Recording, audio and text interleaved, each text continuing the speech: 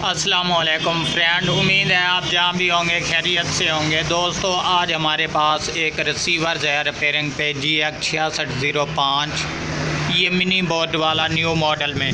अभी इसमें मसला क्या है दोस्तों, ये देख लें कि ये सिग्नल का जो है मसला दे रहे हैं। मैंने LNB वाली तार भी लगा के रखी हुई है, लेकिन ये जो है 16% पे रुका हुआ है।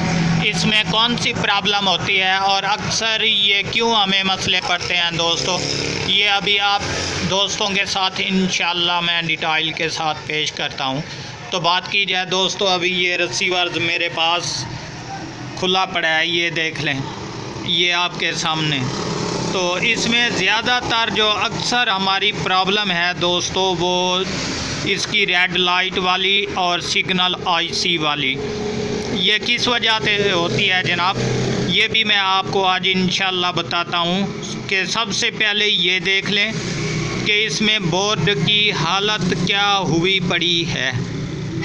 ये आप गौर से देख लें, ये मैं नज़दीक करता हूँ कैमरा जनाब, ये गौर से देखें कि इसमें इतनी मट्टी भरी पड़ी है ना कि आपको अभी बता नहीं सकता। जबकि मैंने ये सिग्नल वाली जगह जो है ये वॉश कर ली है।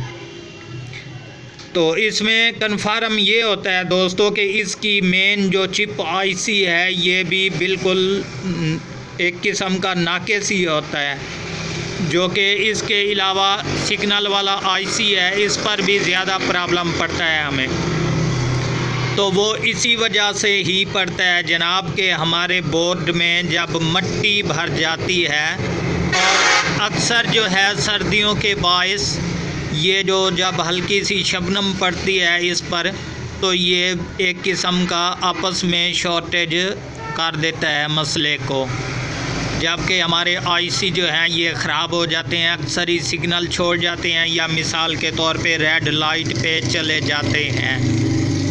तो वो इसी ही वजह से हमारे जो हैं सेटअप बॉक्स ख़राब हो जाते हैं कि यहाँ पर मिट्टी पड़ जाती है। मिट्टी पड़ने के बायस जो है ये अक्सर इसी तरीके का प्रॉब्लम होता है। तो हमें चाहिए दोस्तों कि तकरीबन 6 महीने में 1 या 2 बार इसको लाजमन जो है इसका ढक्कन ओपन करें और इसी तरीके से ही इसको वॉश करें, ताकि हमें ये नुकसान से बचा सके।